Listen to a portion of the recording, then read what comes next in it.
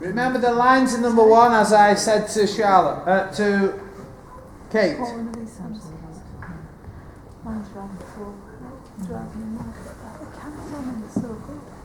Good girl. Good girl. Do it again. Do it again.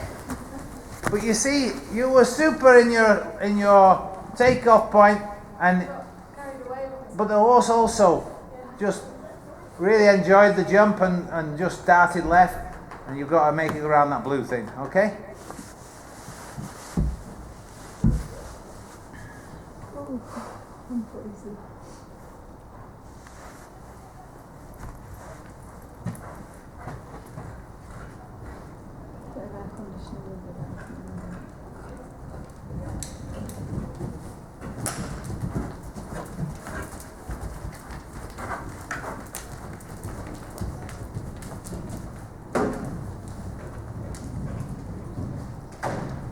Bit of a hairy 5.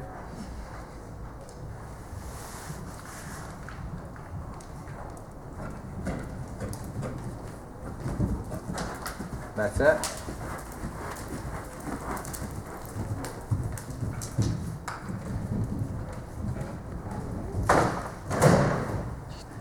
She took a leg off. Okay, so I think there is a really good example of how you need to ride the course with a little bit more knowledge and a bit more understanding, because your first decision to go on the big 5 to the Oxer, because it was bigger, it was a little bit of an anxious moment, and you were going fast to it on the 5. Yeah. That actually makes the 5 at the end too short, so you tried to go 4 and couldn't get it. All right, are you with me? Yes. I'm right there, aren't I? Yes, completely. So I think now you've made that mistake and you had the second chance, which you won't get in the ring.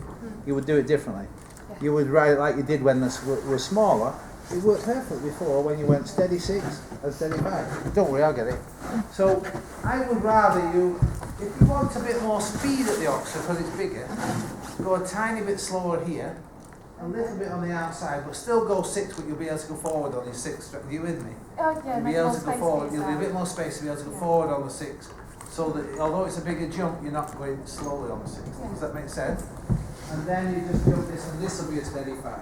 So just your understanding of length of stride and pace, you're going to ride the course now a lot better. And you know how it rides.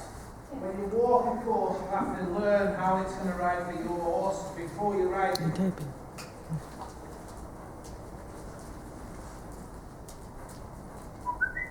The way I like to check that is to watch similar horses to mine. If there's a short striding horse and with a good rider on who rides it perfectly, you've a good chance that it'll suit you to do the same.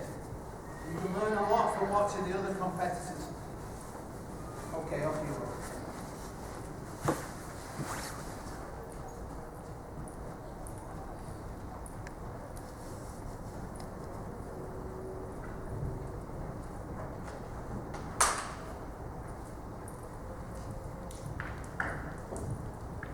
Riding that grade every time. Every time.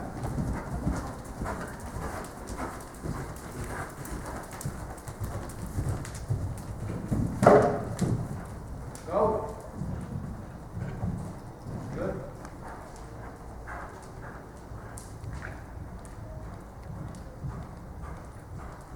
Super.